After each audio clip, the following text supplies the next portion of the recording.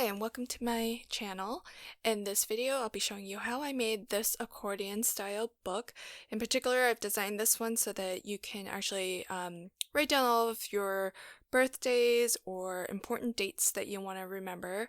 And a couple of features here at the very end of the book, or the back cover, there's a nice little pocket, sort of a policy envelope or coin envelope style, and that's where I'm storing extra panels where you see I've attached them via photo corners here. And just in case, I'm making these as gifts, so just in case the gift recipient runs out of room, needs to start over, whatever, there's going to be extras. So that's the book that I'll be making, but I did make one earlier in a different style of pattern paper. So you can see that you can get very different looks, and what's nice about this is that once you've flipped all the way through to the back cover, you just turn it over and you can continue flipping the book to see the back side, or the second half. So for this book that we're making today, I am using DCWV's Far East paper stack. So if you did catch my Lunar New Year card making showcase, I used the same paper pad for my Lunar New Year cards this year, and I still have a lot left over. Now we're going to start off by cutting our page base, and so you'll need 7 of these in total, and you'll want to cut it at 9 1/4 by 6 3/4, and we are going to be using a die from Tonic Studio's memory book collection to cut our page bases, but I found that if you cut to these dimensions and you score and fold in half, so you want to score along the 9 1/4 length, so you want to just score at the 4 5/8 inch mark, and that will be essentially in half.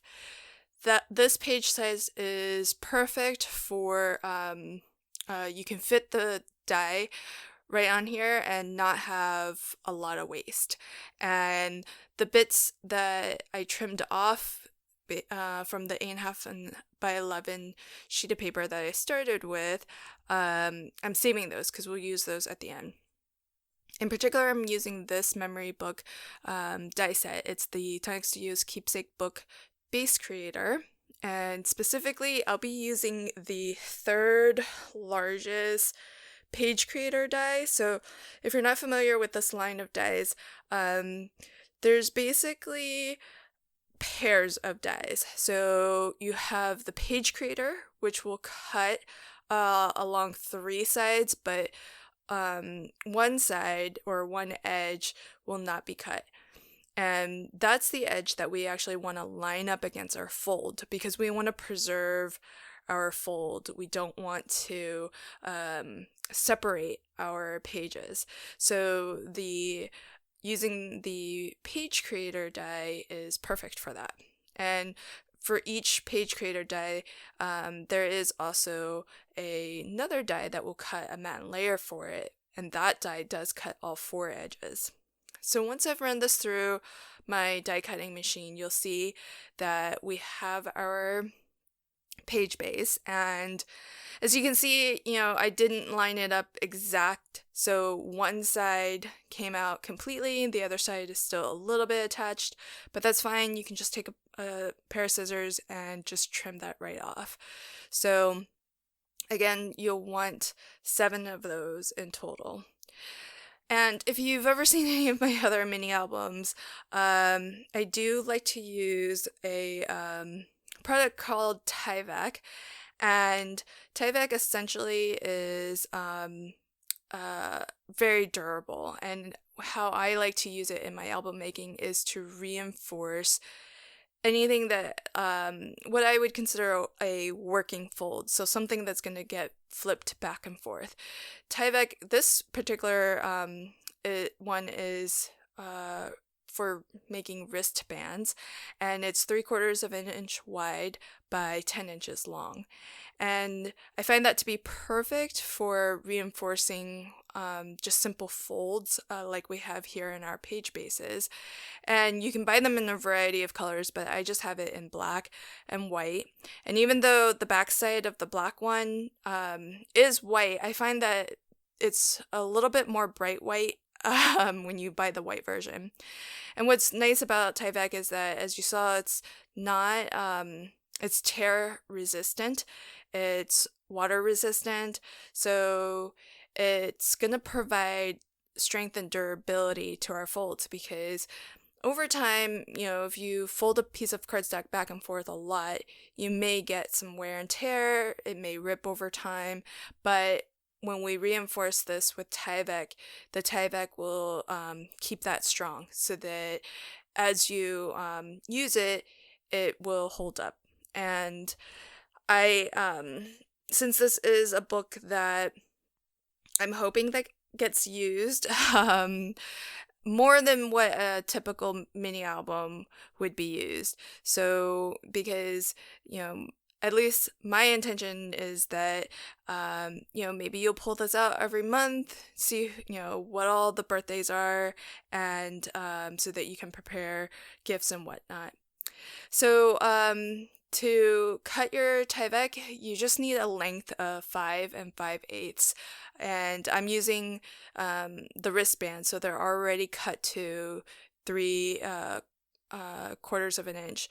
And so you can, if you don't want to buy these wristbands, you can just cut down things like shipping envelopes.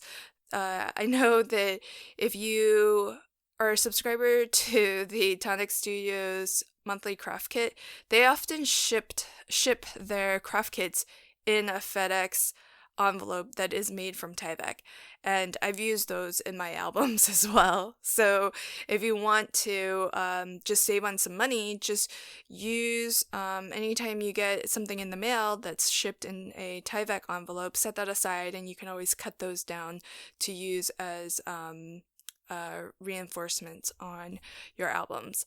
So I like to put score tape along both the long edges, and that leaves the center of this wristband without any adhesive, which is what I want, because that's exactly where I'm aiming to put the fold of my card. And that way, the fold will still fold over nicely. There isn't going to be too much added material there, and you're gonna have it nicely secured all the way to the edges. So how I like to do this is I just peel back a little bit of the liner just so that I can get this positioned and still have something to hold onto, because I try to avoid as much as possible touching my dry adhesives, because the more you touch your adhesives, the less sticky it'll be. So I try, whenever I work with score tape, to only hold it at the edges and not, on the sticky part, because you want, especially for album making, I want everything to be really strong and secure. So now we'll move on to making the cover. Now, I like to make covers out of chipboard. So what I'm going to do is take the die that is the next largest die up. So that is actually going to be the die that will cut the matte layer for the next largest page size. But you can see here, that's the die that we use to cut our page base, and I'm using the die one up from that. And I'll be cutting my covers to this size. Now, these are thin metal dies, so I don't think that they will cut through medium weight chipboard, which is what I'm using for my covers. So what I've already done is cut 2 pieces of chipboard down to 7 by 4 7/8. And it's not exactly the same size as this die, but it's pretty darn close. So the reason I cut it down is just so that I have less to cut by hand, because I use my guillotine to cut those straight lines.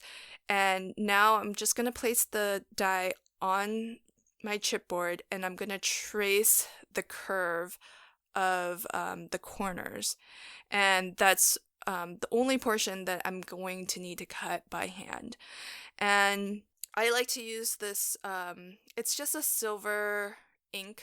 I've already cut out some of my corners, and I just want to show where, how I kind of handle my utility knife, because it can be kind of hard or tricky to cut a curve, but you can do it safely.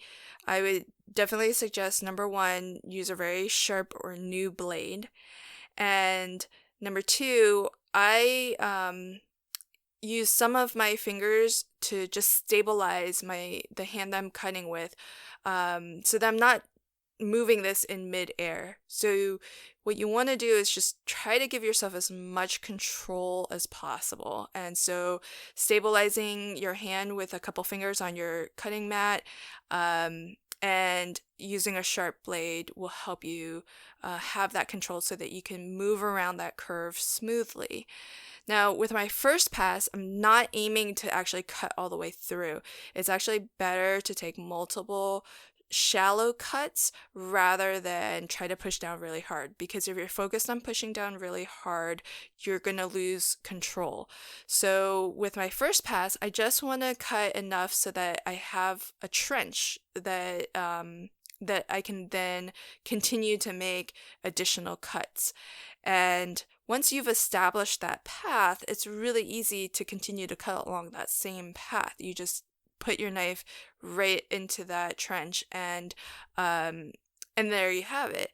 So just a couple of tips for doing this. I don't have one of the chomper tools, so I don't know, that would probably be easier, but it may not match this curve exactly. And so if you find yourself having to cut curves, take a couple precautions. Definitely make sure you have a really sharp blade, and then stabilize your hand as much as possible and take multiple shallow cuts rather than pushing down to try to clear it all in one.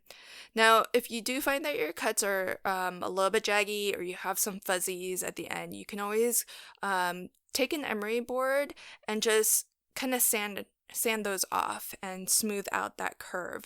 So if you and I'm just using the one I have in particular, there's actually two grit sizes.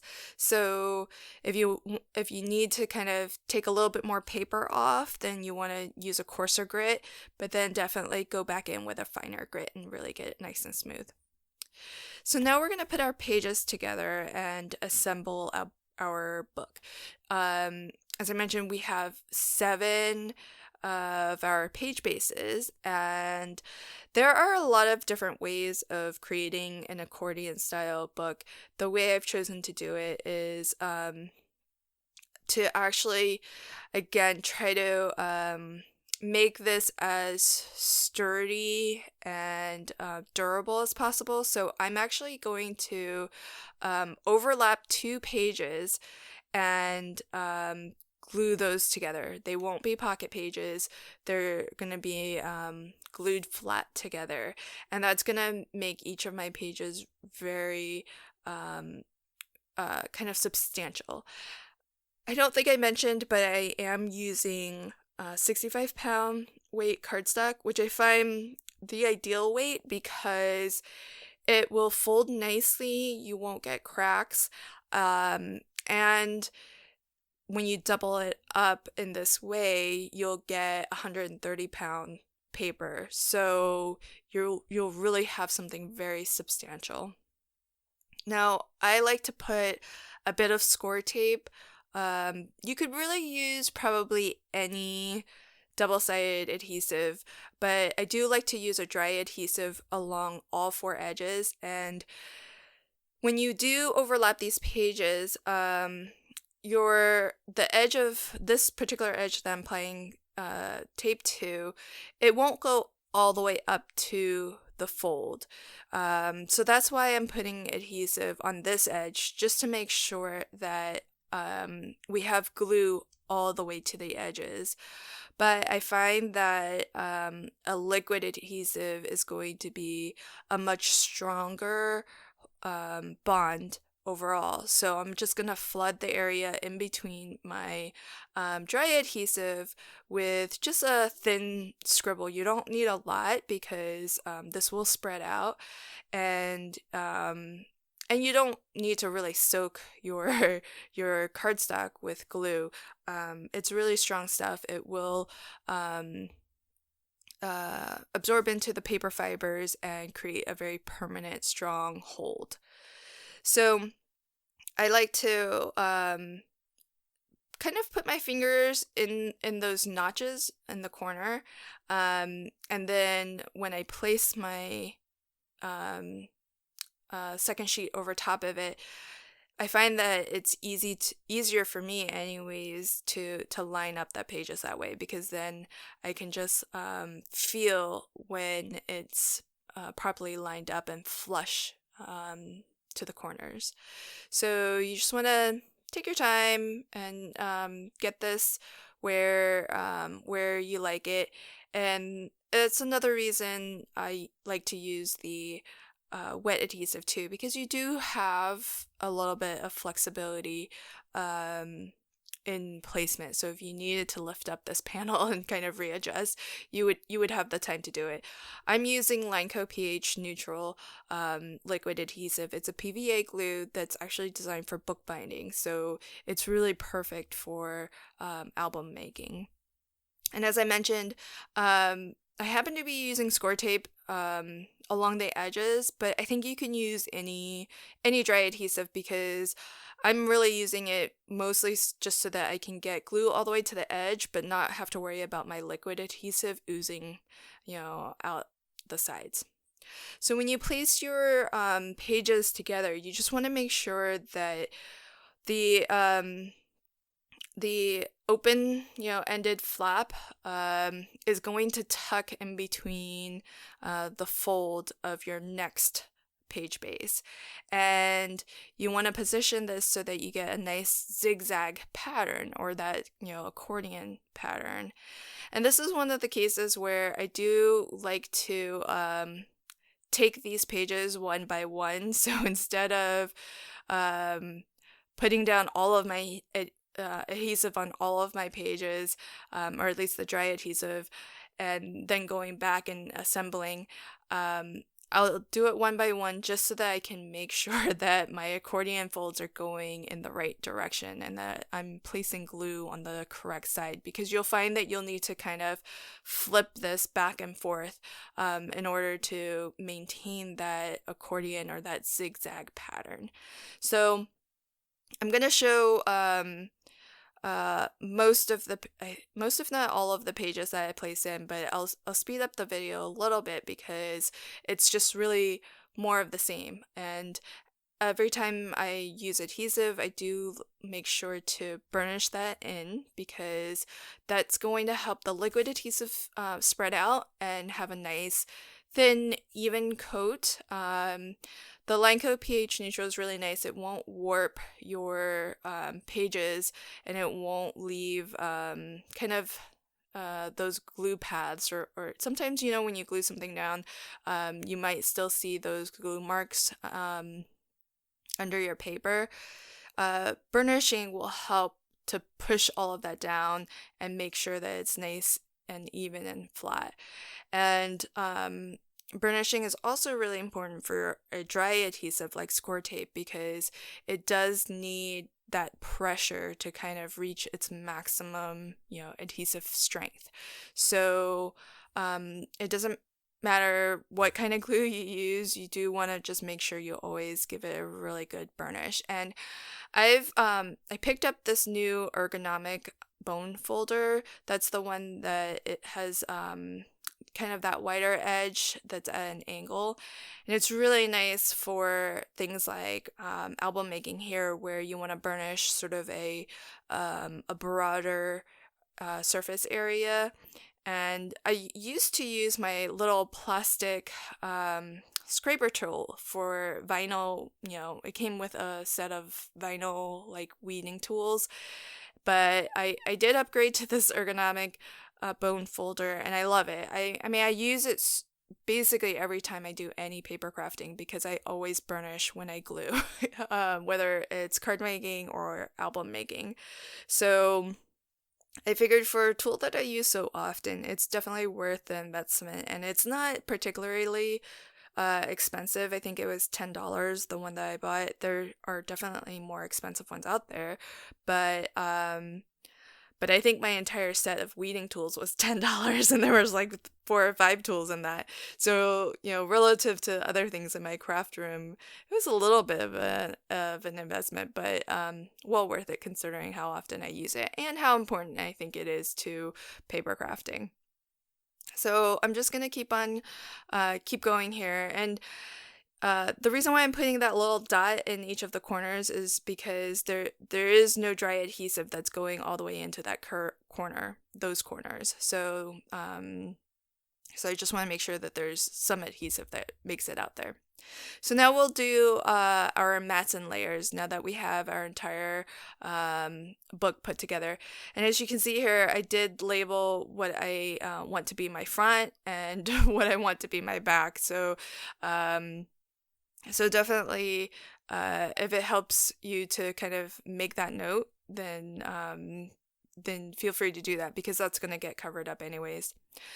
Now my first mat, I actually am taking the same die that we used to create our page bases, and I just cut another piece of black cardstock.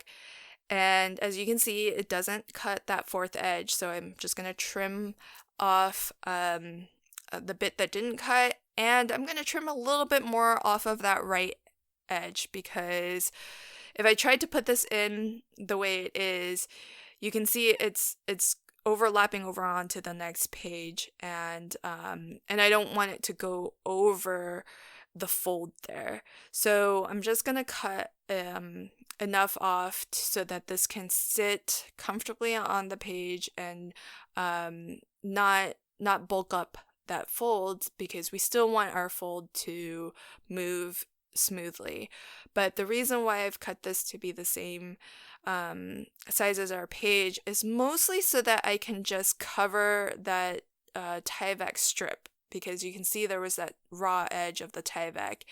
And since this was one of the flaps that hasn't been doubled up, that's also going to make it a little bit more consistent with the rest. Ultimately, our front cover is going to get attached to the other side of this panel, but it's just going to add to the kind of durability and the weight of that cover piece. So I'm going to do this for both the front and the back cover. And those are really the only 2 places where the edges of our Tyvek strips were exposed. So it's a nice just finishing touch. And anytime I'm adhering anything, I'm going to be putting dry adhesive along the edge as close as I can get it. And then I'll flood the center with some liquid PVA glue. And I'm taking care for this book in particular to err on the side of stability and sturdiness, because it's, an important dates book or a birthday book, and so I just want to make sure that it's something that hopefully, the recipient of these books will want to keep and use year over year, and they'll pull it out, maybe once a month to see, who all has a birthday coming up this month. And so I really want to make sure that every choice that I'm making, I'm trying to err on the side of strength, durability, and I've never made one of these books before, so I don't know what exactly I need to do to make it hold up over time. I just know that there are some things that are gonna help, and so hopefully things like using the Tyvek to reinforce the folds and using a liquid PVA glue hopefully those are the right choices, but I guess we'll only see in time. And I initially started making these books for my mom and my mother-in-law, but I have fallen in love with it that I think I'm gonna make one for myself as well. And so I'm again marking my front and my back so that I know, what's what. And the one thing that I want to kind of mention, it doesn't bother me too much, but it may bother some people with the method that I'm using here. When you die cut, there's one side that's a very professional edge, and the other side it's a little bit rougher. Well, you're gonna be seeing both edges, so if that bothers you, this may not be like the best technique for you, because ultimately we'll be seeing both sides of the page base. So when it comes to cutting the mats for the rest of our book, we want 14 of them, and you just want to take the die that's the next smaller in size, and that will cut you the perfect mat. So you'll need 12 for the 12 months of the year, and then you'll need one for the inside front cover and one for the inside back cover. So that's how I arrived at 14. And I already have all of these cut out, so once you decide, what order you want to put them in, then you can just adhere them onto your album. And normally, if this was just a mini album I was putting, I would just put some glue around the 4 edges and call it good. But I am going to flood this with some liquid adhesive, just like I've been adhering everything in this book, because, again, I really want to err on the side of more durable, more sturdy, and so I am gonna just take that little bit of extra time to just really make sure we get a good stick here. So once you have all of your pages decorated, you can now attach this to your cover pieces. And I like to do it in this way because while your book pages are loose, it's a little bit easier to burnish. So here I've got some of that silver line still showing, so I'm just taking a black Sharpie and tracing over it. And in retrospect, I probably should have just used a pencil instead of my silver pen, just to avoid that. But I don't think it will be seen, so so I'm not too worried about it. And as I mentioned, just like everything else, I'm going to put some score tape along all 4 straight edges. And when I go to attach this, I'll flood that center with some PVA glue. And I really don't think score tape is necessary because we are using so much PVA glue. So if you didn't want to use your more expensive score tape, you could just use a more economical double-sided adhesive. And I think that would work just as well. But as I mentioned, I'm kind of being extra cautious, and that might be one area where I might be overly cautious, but it can't hurt. And I did find that there is somebody on eBay who is selling rolls of score tape in bulk. It's like $100, and you have to buy something like 40 to 50 rolls of score tape.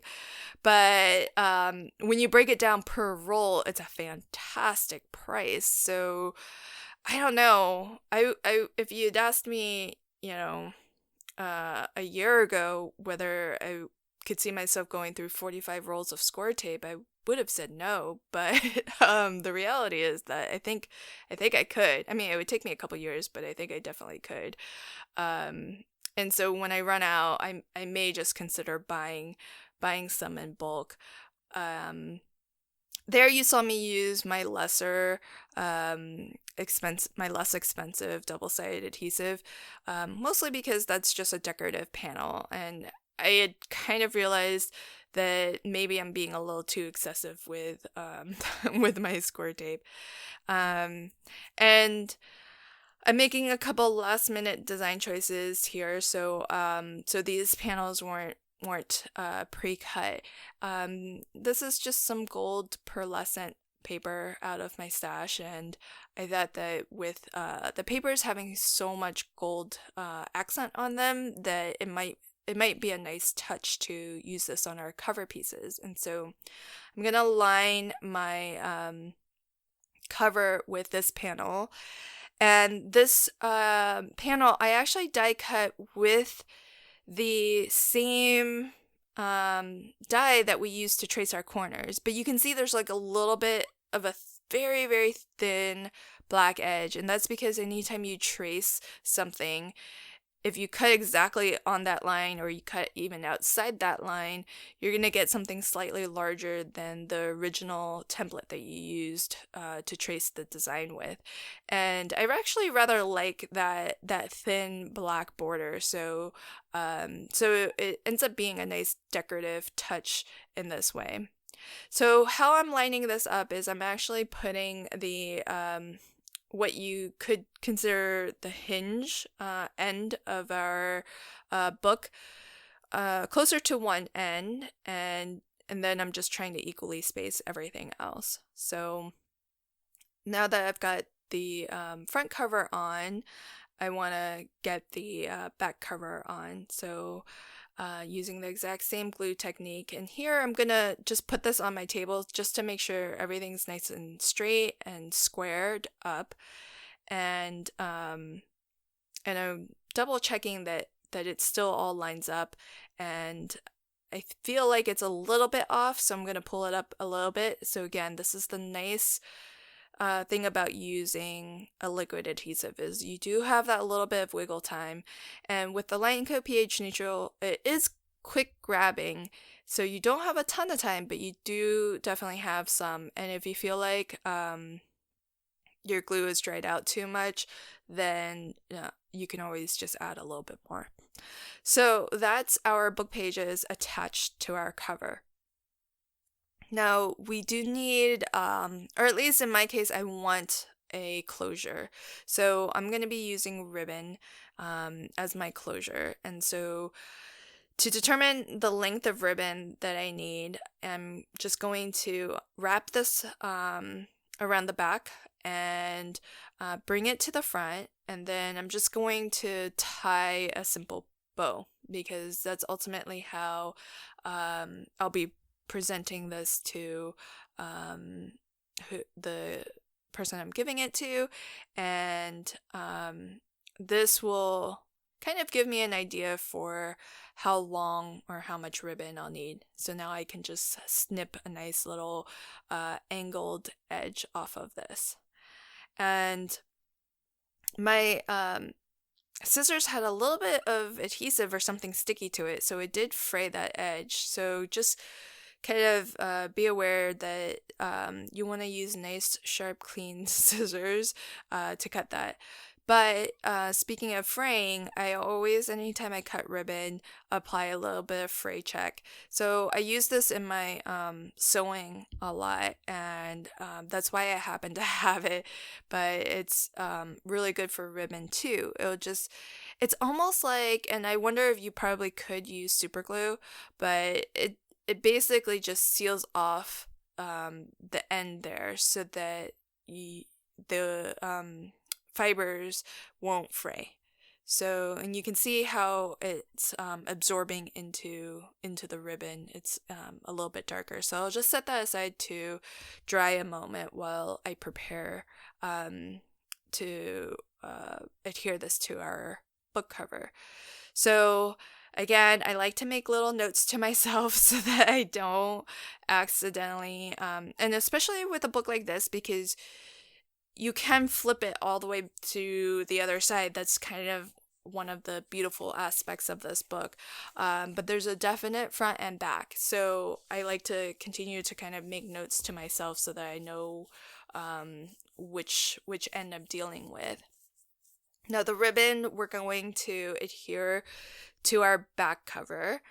And I'm just trying to find the center of my back cover. And when I adhere stuff, I like to actually go slightly above the center line. I think I heard another YouTuber mention that it's just a little bit more pleasing to the eye when something isn't exactly center, but slightly above center. So that's what I'm aiming for here. And I am using my score tape because it is strong and this is our closure, so I definitely want to make sure that it has a really nice strong bond. You could use, if you had it, Fabri-Tac. That would be another, and that's a liquid adhesive, so that would be another really good choice. Now with our length of ribbon, I am going to fold it in half. And where the fold is, I am going to aim to get that into the center of our back cover. And I hadn't yet decided how I was going to decorate the back cover when I first laid down the strip. And that's why I kind of avoided getting the adhesive too close to the edge in case I was leaving a black border. But I liked how the inside back covers turned out, that I'm going to use that same gold pearlescent cut to the same, technically, using the die that we use to trace our back covers with. So it's nearly the same size, but just really a smidgen smaller than our cover. And so I'm laying down a little bit more tape towards the edge, and I've decided to go the long ways because my ribbon is, I think, 1/2 inch, whereas my score tape is only 3/8 of an inch. So laying down a length of score tape along the edges that's going to tack down the entire width of the ribbon is going to add even more kind of durability, especially since those edges are where it's going to get the most kind of tension and stress. So also bear in mind that if you're using a ribbon that's single-sided, you want to make sure that you're putting this so that the pretty side is the way that you want it. In this case, pretty side up for me, but I think my ribbon is double-sided. So then I've got my decorative panel here, and just like all of my other panels, I'll be adhering it in the exact same way. You're probably tired of seeing me do this by now. This album, it's really easy to put together, especially since you don't have to create a hinge or a spine, but it is a lot of kind of repetitive steps, but that makes it kind of easy to assemble and put together. Especially you could do this maybe sitting in front of the TV, because it is so simple. It's a little bit time consuming, but it is rather easy. So here I'm going to put more score tape, and this is so that the ribbon has a really good bond with the decorative panel that we'll be placing over top. So again, I like to make sure everything's burnished in, and I do burnish before I peel up the paper liner, and that even though I'm gonna burnish it yet again once this is attached, but I find that if you burnish it down first before you peel up the paper liner, it's actually a lot easier to peel up that liner because the adhesive is already kind of made pretty good contact with your paper. So I find that when you just kind of press down with your hand, as I mentioned, dry adhesives do need some pressure to make a good bond. And so a lot of times if I just use my fingers, that's really not enough pressure, and when I go to peel up the paper liner, the adhesive starts to come up too. So I've just gotten into the habit of burnishing before and after. So again, just a light scribble, and I find these fine tip glue bottle nozzles are really good for that, because you don't waste glue, you get it exactly where you want it, and you don't put so much that you're in danger of kind of warping your paper. Now I am using cardstock that is I think this panel is the gold pearlescent paper is 80 pound, and the DCWV paper, I don't know exact paper weight on that, but it's pretty sturdy cardstock as well. If I was using anything thinner though, I might have opted to use my Collel all-purpose glue, which is a solvent-based glue. So because it's a solvent-based glue, it won't absorb into your paper in the same way that a PVA glue will, because the PVA glue is water-based. And so with thin papers, like if you're using a thinner decorative pattern paper, then the Collel all-purpose glue might be a better option for gluing down your mats and layers, because that will definitely ensure that your paper doesn't warp, and it actually adds a lot of strength and I don't want to say thickness, but it's going to feel really thick and sturdy, even though it's just a paper layer.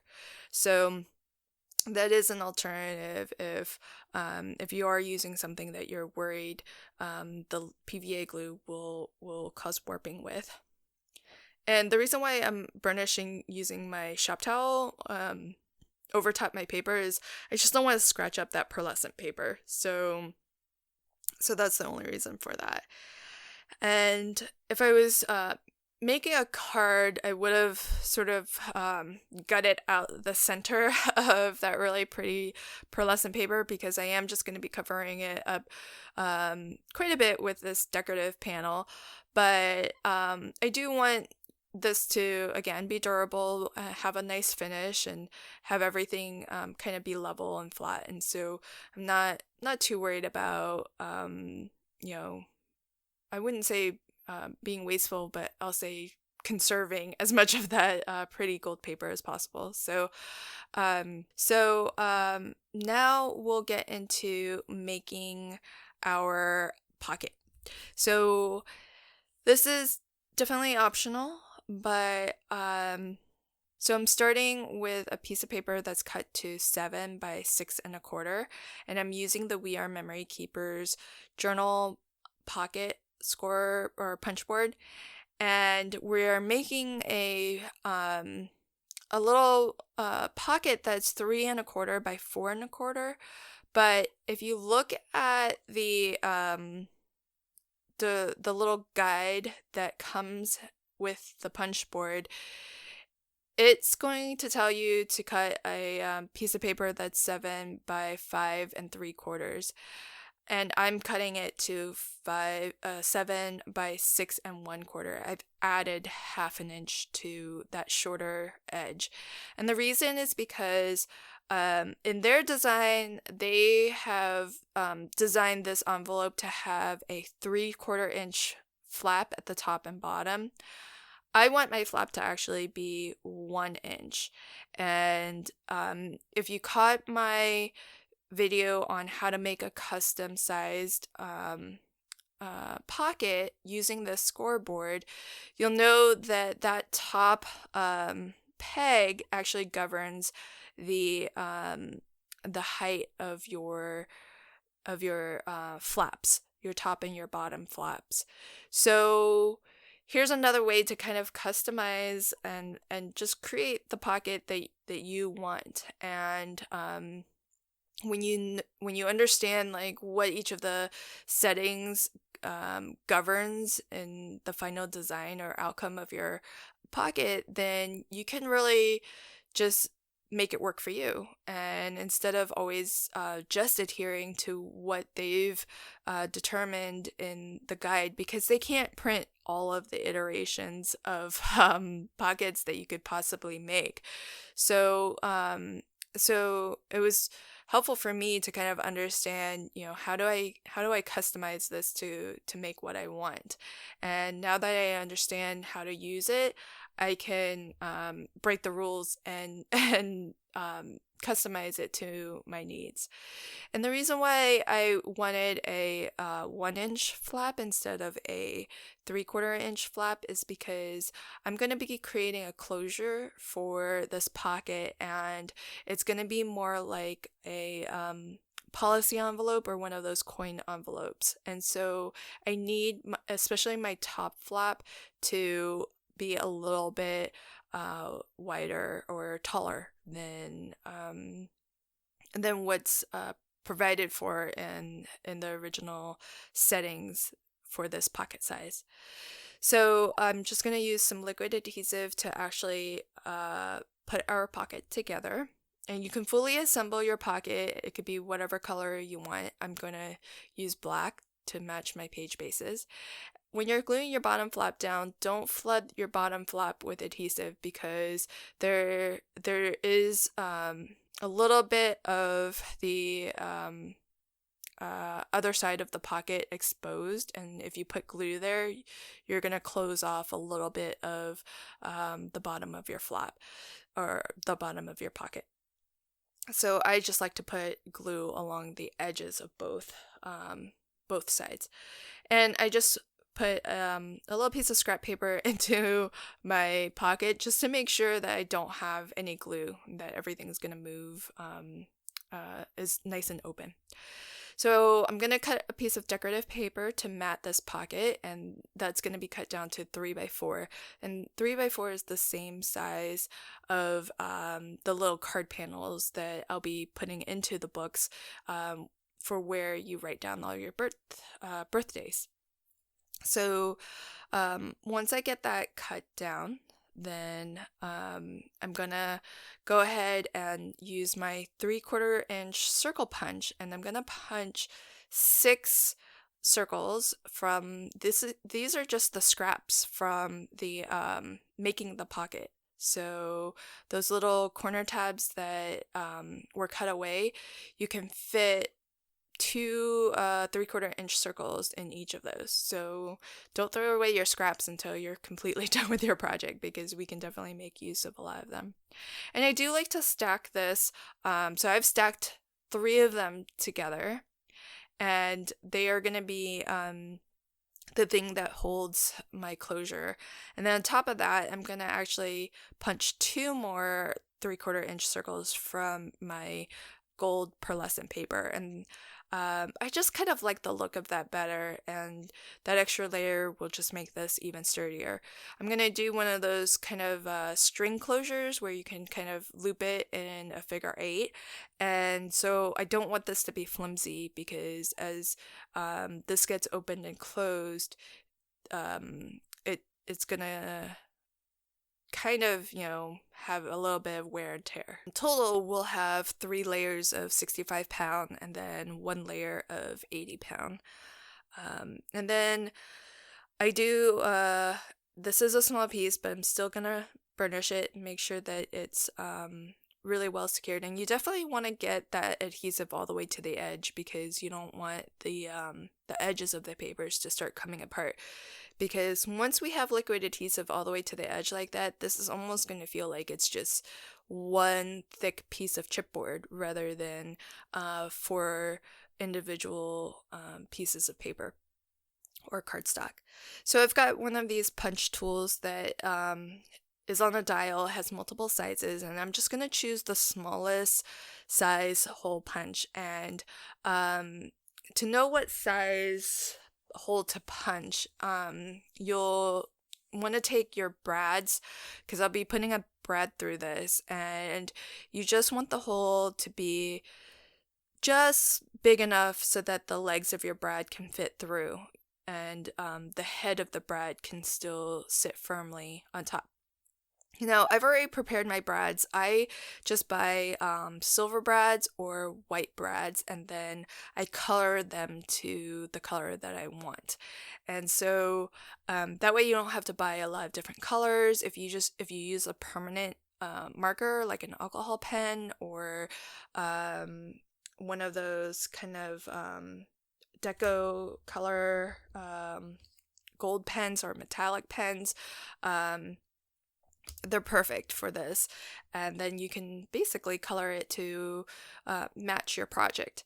So I've got a couple small brads here, and I punched a hole through my flap, just trying to center that, and we can put our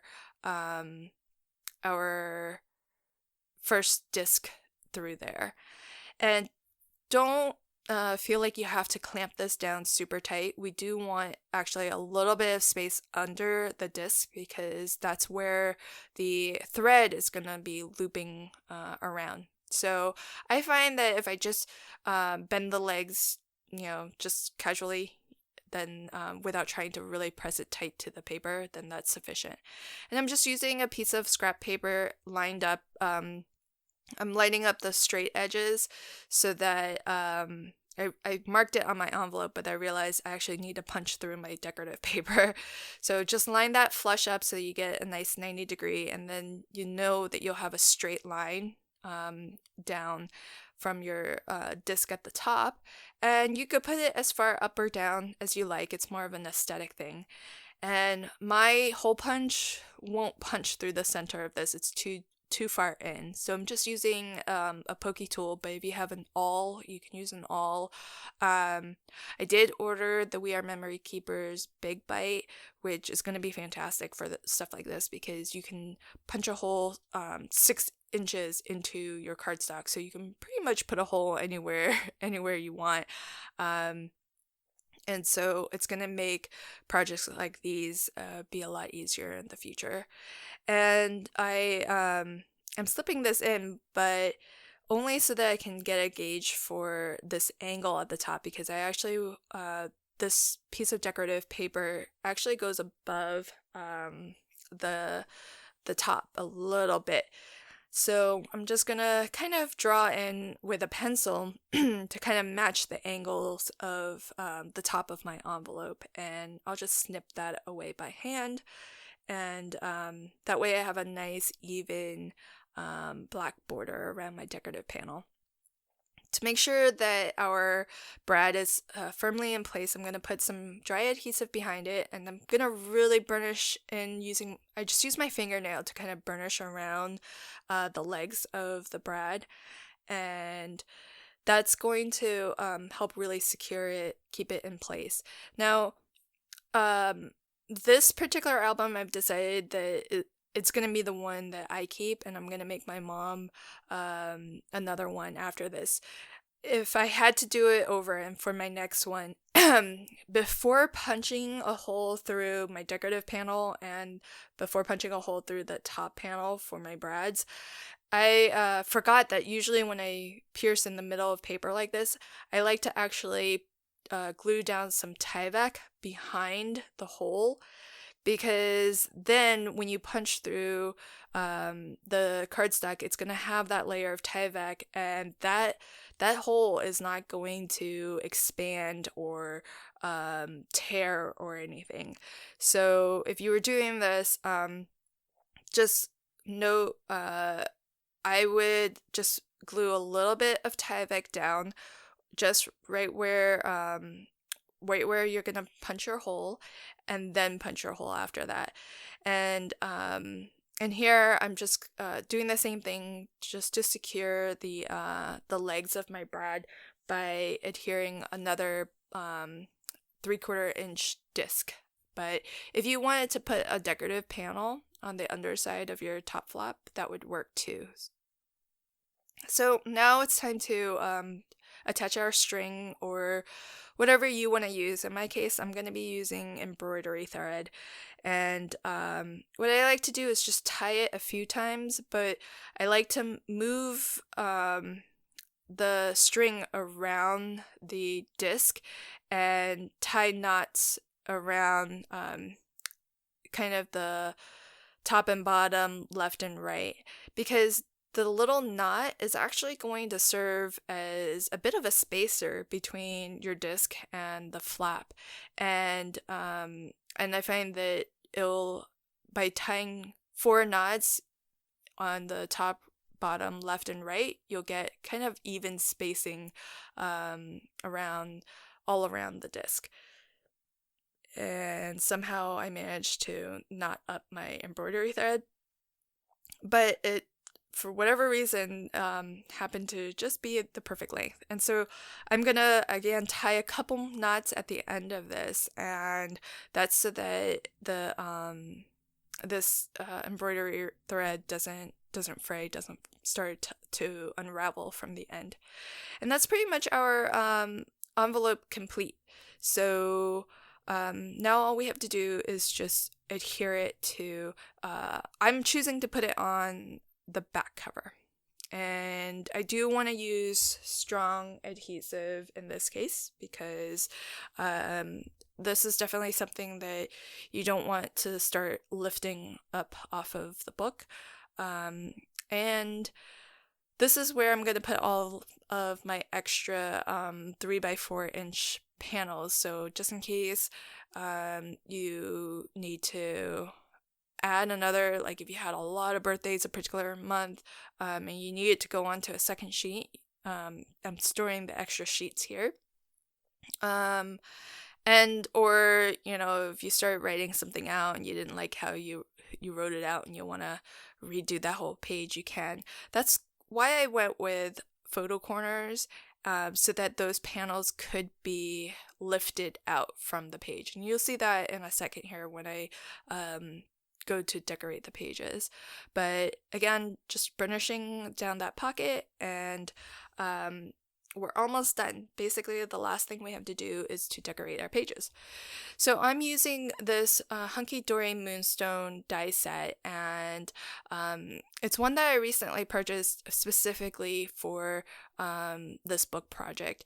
And it has the 12 months of the year, and what's really cool about it is that every month has it has the same font, but just different sort of like embellishments or patterns or designs that sort of are in theme with what might be going on in that particular month. And so, for example, October has a cute little jack-o'-lantern, and March has a little flower pot with some flowers. So so I thought this was really cute and a really fun way to add the months of the year. And I do have the Tonic Studios, I think it's their Date Creator die set, which I believe also has all of the months of the year, but it's just the month spelled out. It doesn't have all the fancy little decorative elements that this one does. So I thought this would be just really cute, because I'm not going to be adding anything else to the pages, really. I just want this to be a very functional book, and I don't want to add too much bulk or too much busyness. I just want this to be really clean and simple and functional, and you know, something that will kind of last year over year, both in construction and in style, so you don't get sort of tired of looking at it. So I'm gonna be layering up these die cuts similar to how I did the discs. So I'm gonna not go for quite as many layers. I'm gonna do at a minimum 2 layers of the black cardstock, and for some of the pages I feel like having a hint of gold as a shadow or a highlight is gonna make it look a little bit nicer, to kind of pop it off of the page a little bit better. So for some pages I might use a little bit more of this pearlescent. And here I'm trying to decide, do I want the gold on top and the black as a shadow, or do I want to use the gold as a highlight and have the black be on top? And ultimately for this, I did decide to go with black lettering. So I'm gonna go through and die cut all of my months out, stack them all up, and get them adhered to my page. So there you can see I've got all of these in, and I have all but the last 2 months worth of photo corners. So what I like to do is I just take a piece of scrap paper that's cut to the same size as my panels, in this case 3x4, and I'm putting photo corners on all 4 and just, lining them up so that they're straight. And for the first album that I showed that has the white page bases, I used clear photo corners, but for this one I thought black might be nice because we've got the black page bases and the month is in black, so I think that'll work really well. I put a dot of liquid adhesive on here. I don't know if I need that, but again, just trying to be really cautious about the permanency of everything, and I really want these photo corners to stick. Although, technically, you probably won't be pulling this panel in and out all that often because you could write directly on it without taking it out of the book. Although, who knows, like maybe they'll find it easier to write on it if they pull the panel out and then have to slip it back in. But either way, I do want to try to make sure that these photo corners do stick really well. And because I was doing this on camera, I fumbled a little bit, and all of the other ones went in just fine, but that last one did decide to pop out. And this whole set here is a little bit crooked, so I did have to kind of lift it. But you can definitely tell because there's a portion of the photo corner that's clear, and when you burnish it, you can definitely see how all of that air gets pushed out, and it's almost invisible. I know the camera doesn't pick it up, but if you got this product and you did the same thing, you'll definitely notice. And that's really what you're aiming for when you burnish down your adhesive, is just to remove all of the air, because if there's pockets of air there, that's going to eventually dry out your glue, and it's potentially going to cause bubbles or lifting over time. And so by burnishing, not only are you getting your adhesive nice and even and strong, but you're also eliminating all of the air, which is going to ultimately help that adhesive stay permanent and dry and not cause any lifting or bubbling over time. So here are our 2 books nearly complete. I still have to put something on the cover, like a nice little book title, but the construction is pretty much all there, and I'm gonna keep the cover pretty simple too, so there won't be much more after this. But I hope that you enjoyed this video, and that the pacing and the detail for how to construct it were clear enough. But if not, feel free to drop me a comment, and I'd be happy to answer any questions, or if I need to, I'll create a separate video to kind of address anything that wasn't clear.